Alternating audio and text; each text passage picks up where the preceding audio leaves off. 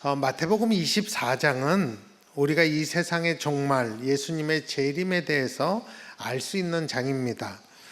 마태복음 24장에서 예수님의 제자들은 예루살렘 성전이 무너지고 예수님이 재림하시는 이 세상 끝에 관한 징조, 때를 또 묻습니다. 지난 3월 저는 때와 징조라는 제목으로 그것에 대해서 2번 설교를 하였고요.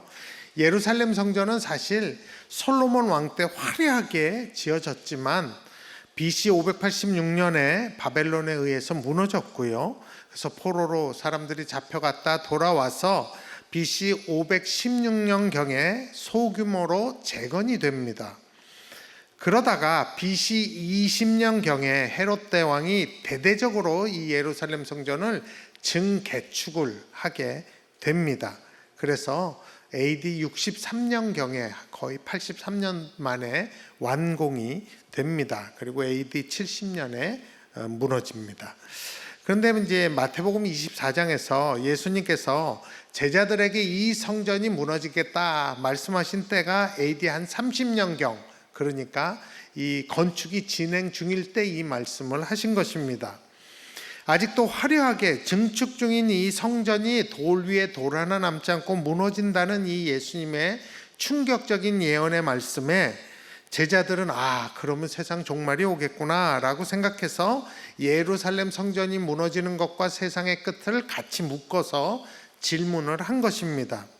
예수님께서는 그 질문에 대해서 답하실 때 예루살렘 성전이 무너지는 것과 세상 종말은 때가 다르다고, 징조는 비슷하지만 때가 다르다고 말씀하십니다. 예수님이 말씀하신 예루살렘 성전이 무너지는 때는 마태복음 24장 15절에 보면 멸망에 가증한 것이 거룩한 것에 선 것을 보거든, 이게 뭔지 그때 사람들은 다 알아요. 그리고 누가복음 21장 20절에 보면 너희가 예루살렘이 군대들에게 에워싸이는 것을 보거든 예루살렘 성전 무너질 때라 라고, 이때다 라고 예수님이 가르쳐 주셨고, 그러나 세상의 종말 예수님이 재림하시는 때는 마태복음 24장 36절에 그날과 그때는 아무도 모르나니 하늘의 천사들도 아들도 모르고 오직 아버지만 아시느니라 라고 말씀하셔서 마지막 날 예수님의 재림 날짜는 성부 하나님만 아신다고 말씀하셨습니다. 사실 12제자 중에 예루살렘 성전이 실제로 무너질 때 AD 70년 때 그때 살아있었던 사람은 요한과 빌립과 안드레 3사람 정도라고 추정을 합니다. 그러니까 이 3사람은 이 예수님이 이 말씀하신 것, 또 마태복음 24장 35절에 천지는 없어질지언정 내 말은 없어지지 아니하리라 라고 하신 이 예수님의 말씀이 성취되는 것을 이 3사람은 봤어요. 그리고 우리 예수님 말씀이 맞구나 했을 것입니다. 우리 역시도 그 후로 2000년이 지났기 때문에 기록을 통해서 예루살렘 성전이 이때 무너진 것을 압니다. 그러므로 예수님이 미리 말씀하신 게 맞구나 하고 우리도 알 수 있습니다. 그러면 또 하나 말씀하신 주님이 다시 오신다는, 세상의 끝이 있다는 것도 이루어진다는 것을 우리는 믿을 수 있습니다. 왜? 2개 말씀하셨고 하나가 이루어졌기 때문에. 근데 우리들 중에 어떤 분들은 이런 생각을 하는 것 같아요. 창조 이후로 메시아 예언들 많은데 예수님이 실제로 성육신에서 오실 때까지 수천 년이 걸렸는데 재림의 때도 아직 멀지 않았겠냐, 혹시 오더라도 분명히 내가 살아있을 때는 아닐 거다라고 굳게 믿는 사람이 있는 것 같아요. 그러니까 교회 다녀도 예수님 믿어도 너무 열심히 믿지 말고 그냥 죽어서 천국에 갈 정도만 적당히 믿다가 그렇게 죽으면 좋지 않겠나 생각하는 분들이 계십니다. 그래서 하나님의 법과 식은 무시하고 나 좋은 대로 그냥 적당히 그냥 예수도 믿고 적당히 그렇게 살면서 삶이 말씀과는 동떨어지고 믿음이 변질되는 분들이 있습니다. 예수님 오신 이후로 그런 사람들은 늘 있어 왔습니다. 오늘 본문은 이미 예수님이 오시고 언제 다시 오실지 모르는 이 예수님의 초림과 재림 사이에서 이 말세를 사는 사람들이 어떻게 살아야 하는지를 예수님이 가르치신 본문입니다. 예수님은 재림의 때를 모르기 때문에 재림을 의식하지 말고 마음대로 살라고 하지 않으셨습니다. 우리 본문 앞에 있는 마태복음 24장 42절에 보면 그 시작이 이래요. 그러므로 깨어 있어라. 이 그러므로는 그 앞에 보면 하나님께서 노아에게 물로 심판하시겠다고 말씀하시고 큰 배를 지으라고 말씀하셔서 노아가 순종해서 오랜 기간 그 배를 혼자 짓죠. 그동안 동네 모든 사람들이 다 비웃어요. 그런데 어느 날 결국 하나님께서 비로 심판을 하셔서 노아의 가족만 살아남게 하신 것과 같이 주님이 재림하심도 그럴 거다라는 것입니다. 그러므로 이 42절의 그러므로는 예수님의 재림이 반드시 올 것이므로 해석을 하면 됩니다. 42절의 말씀을 다 보면 그러므로 깨어 있으라 명령이죠. 어느 날에 너희 주가 임할는지 너희가 알지 못함이니라. 이 말씀을 하시면서 만일 집주인이 도둑이 오는 시간을 안다면 깨어서 그 도둑이 들어오는 시간에 집을 못 들어오도록 방어하지 않겠느냐. 그렇게 준비하고 깨어 있으라 라고 말씀을 하십니다. 그리고 2절 후에 다시 이 그러므로와 같은 맥락으로 44절에 오늘 본문에 시작하는 게 이러므로 반복을 하고 있어요. 이러므로 너희도 준비하고 있으라. 생각하지 않은 때에 인자가 오리라 라고 합니다. 그러니까 이렇게 강조하신 예수님의 의도는 예수님의 재림을 그냥 막연히 기다리지 말고 좀 의식하면서 준비하라는 말씀입니다. 예수님의 재림을 그냥 거의 공포 영화처럼 생각하거나 아니면 로맨틱 환타지처럼 생각하지 말라는 거예요. 어차피 세상이 다 불타 없어질 것이니까 이 세상에 미련도 두지 말고 아무렇게 살다가 그냥 가는 게 좋다라는 말씀이 아니에요. 그런 식으로 생각하지 말라는 것입니다. 또 그러면 준비하려면 어디 세상 다른 곳으로 격리된 곳에 들어가서 예배만 드리면서 있으면 되겠지라고도 생각하지 말라는 것입니다. 마태복음 24장 40절과 41절에 보면 주님의 재림할 때 2사람이 밭에 있고 2 여자가 맷돌질을 할 거라고. 이게 무슨 얘기냐면 일상적인 생활 가운데 있을 때 주님의 재림이 있겠다는 이야기입니다. 그러니까 굳이 기도원이나 수도원에 들어가서 세상과 따로 격리되어 있어야 주님의 재림의 때에 안전하다는 의미가 아니라는 것입니다. 여러분 다른 데 갈 데 없어요.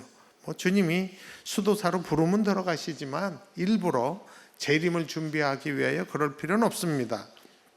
그렇다면 예수님의 재림을 기다리면서 깨어 있는다는 것이 구체적으로 무엇을 의미할까요?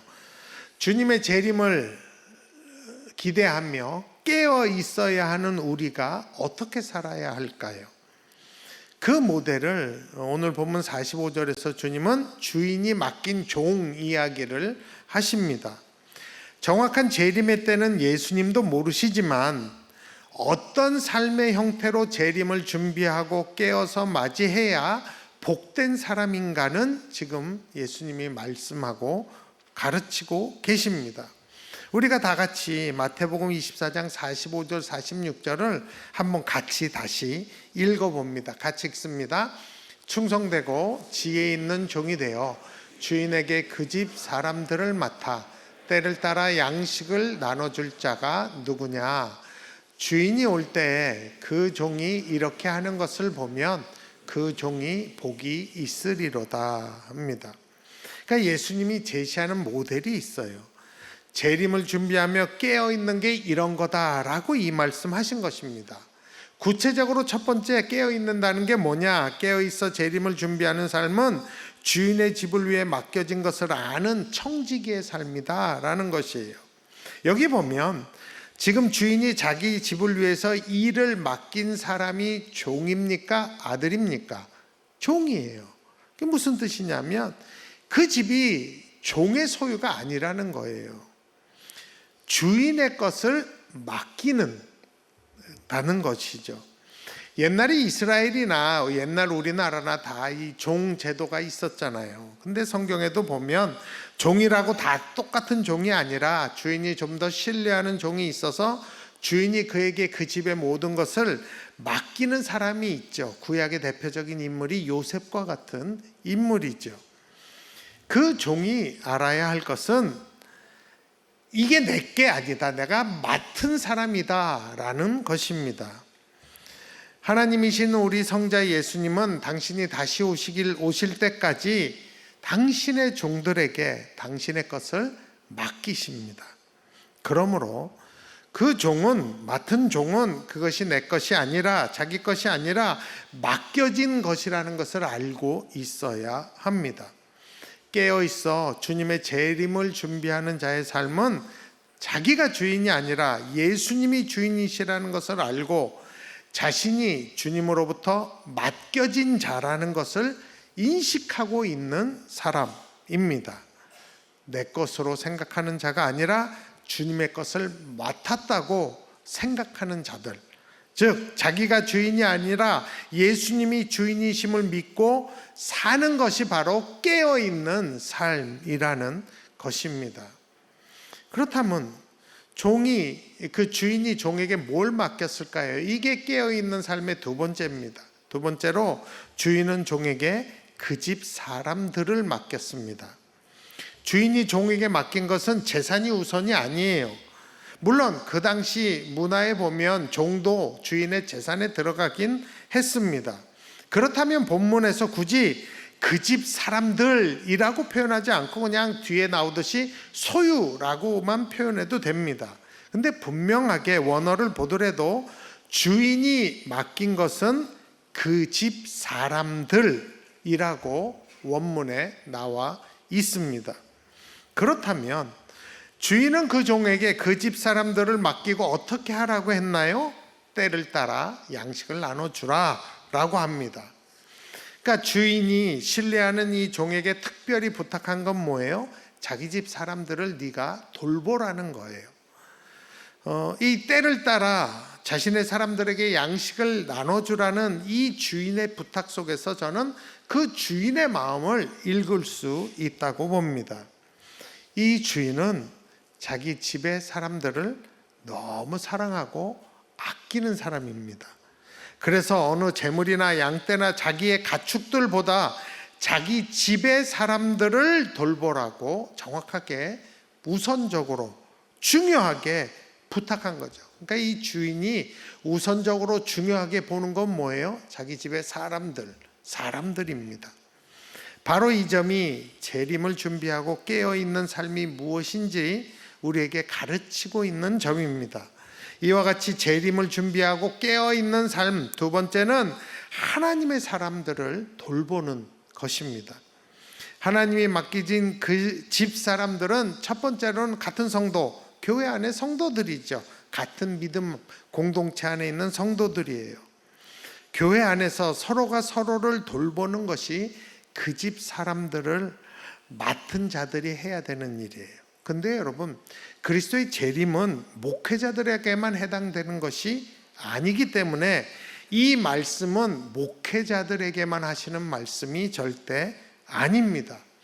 예수님을 주인으로 섬기고 고백하는 모든 주의 종들, 섬기는 성도들 모두에게 해당되는 말씀입니다. 그러므로 우리는 서로가 서로를 돌보는 일에 관심을 가져야 합니다. 그래서 올해의 슬로건이 뭐예요? 친밀한 사귐이 있는 공동체. 그것을 만드는 것이 이 말세를 사는 주님의 뜻이기 때문입니다. 그런데 여러분, 우리가 알아야 할 것은 하나님께서는 교회 안에 있는 성도들만 사랑하는 것이 아닙니다. 하나님은 세상의 사람들을 다 사랑하십니다. 그래서 모두가 예수 그리스도를 알아 구원에 이르기를 바란다고 디모데전서 2장 4절에 명백하게 말씀하십니다.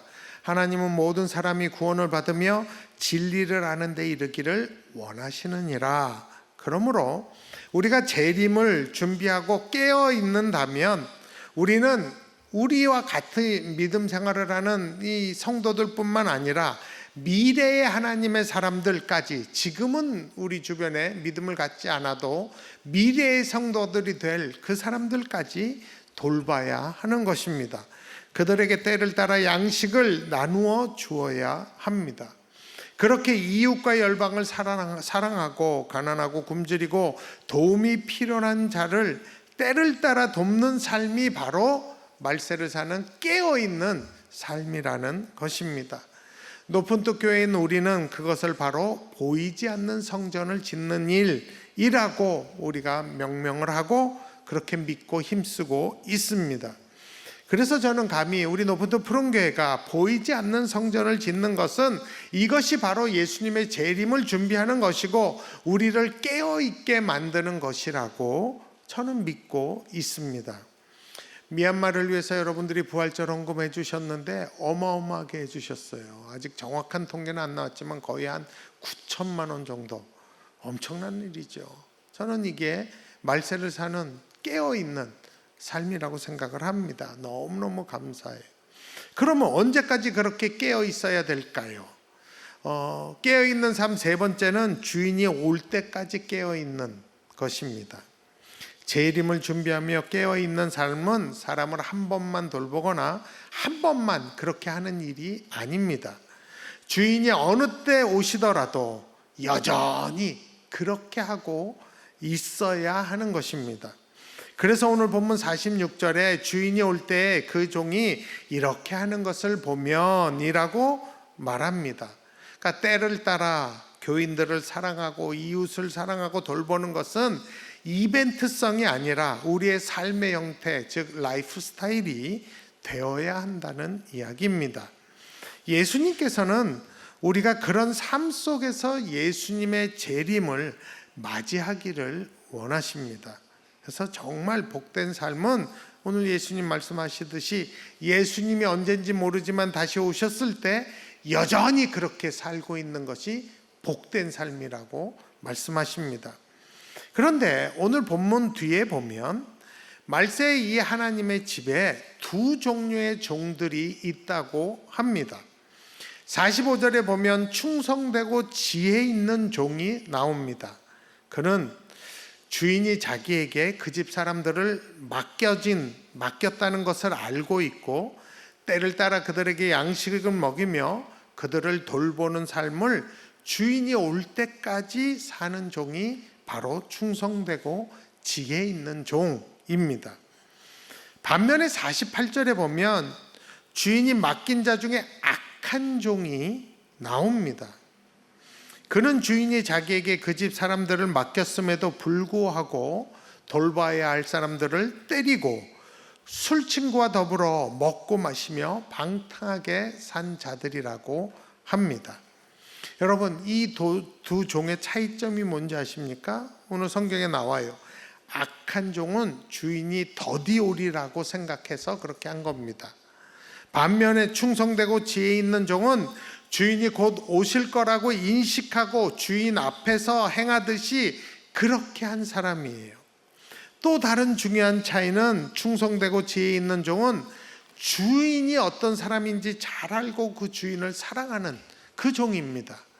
주인이 얼마나 그 집 사람들을 소중히 여기고 존중하며 사랑하고 아끼는지를 잘 아는 사람이에요. 그래서 그 주인의 마음을 헤아리고 주인의 그 말대로 부탁대로 최선을 다해서 하는 사람이 충성되고 지혜로운 종이에요. 반면에 악한 종은 그 주인의 마음에 관심이 없는 사람이에요. 그에게 중요한 건 뭐예요? 주인이 있냐 없냐예요. 있으면 잘하고 없으면 지멋대로 하는 그런 것이에요. 주인의 마음과 뜻에는 별 관심이 없는 사람입니다. 그래서 주인이 없으면 자신의 욕망, 충동, 또 자신의 술 친구들을 더 소중히 여긴 사람입니다. 말씀을 좀 정리해 보려고 합니다. 여러분, 예수님은 반드시 다시 오십니다. 그게 이 세상의 마지막입니다. 그리고 새하늘과 새 땅이 열리는 거죠. 그러나 아무도 예수님이 언제 오실지는 모릅니다. 그렇기 때문에 우리가 안일하게 생각하고 막 살면 안 되는 것입니다. 그래서 예수님께서 오늘 본문에서 이러므로 너희도 준비하고 있으라, 생각하지 않은 때에 인자가 오리라 라고 말씀하십니다. 그렇게 깨어있는 종의 좋은 모델로 충성되고 지혜로운 종을 말씀하셨습니다. 그는 주인이 자기에게 그 집 사람들을 맡기셨다는 걸 알고, 내 거가 아니고 또 때를 따라서 그들에게 양식을 먹이며 그들이 돌보는 삶을 주인이 오실 때까지 한결같이 산 사람들입니다. 우리도 그런 삶을 살아서 주님의 재림을 준비하며 깨어있는 그런 성도로 살았으면 좋겠습니다. 그러기 위해서 우리는 우리의 주인 예수님을 더 알아가야 합니다. 말씀과 예배를 통해서 예수님이 어떤 분인지 알아가야 돼요. 여러분, 성경 일독 계속 하고 계시죠? 하세나도 좀 하세요. 그리고 분명한 것은 우리가 소유주가 아니라 청지기인 것을 자각하고 살아야 합니다. 여러분 거 다 여러분 거 아니에요. 맡겨진 것이에요. 그걸 알고 사셔야 합니다. 내가 벌었으니까 내 마음대로 쓴다, 이런 생각은 청지기의 정신이 아닙니다. 주님이 맡기셨구나, 주님이 맡기신 것을 성실하게 주의 사람들을 위해서 쓰는 것이 맞습니다. 그래서 우리는 하나님이 사랑하시는 이 성도들과 미래의 성도들까지 진정 사랑하고 돌보는 삶을 살아야 합니다. 노분도 푸른 교회로서 서로 돌보며 보이지 않는 성전을 계속 짓는 그 사명을 다했으면 좋겠습니다. 그렇게 사는 게 맞는 거예요. 그리고 악하고 험한 세상에서 중간에 변질되지 않고 충성되고 지혜로운 종으로 살다가 어느 날 악한 종으로 변질되지 않고 끝까지 충성스럽고 지혜로운 청지기로 사는 그 복을 우리가 받았으면 좋겠습니다. 그래서 여러분, 기도해야 합니다. 왜냐하면 내가 그렇게 살겠다 그래서 사라지지 않아요. 하나님이 그런 삶을 살도록 성령님이 도와주셔야 되기 때문에 우리가 얼마든지 중간에 변질되고 악한 종이 될 가능성이 있어요, 우리 안에. 그래서 기도해야 돼요, 날마다. 하나님, 충성되고 지혜로운 종으로 깨어서 준비하고 사는 이 삶 살게 해달라고. 여러분, 그렇게 저랑 같이 기도하며 그러한 마지막 때를 사는 우리가 되기를 원합니다.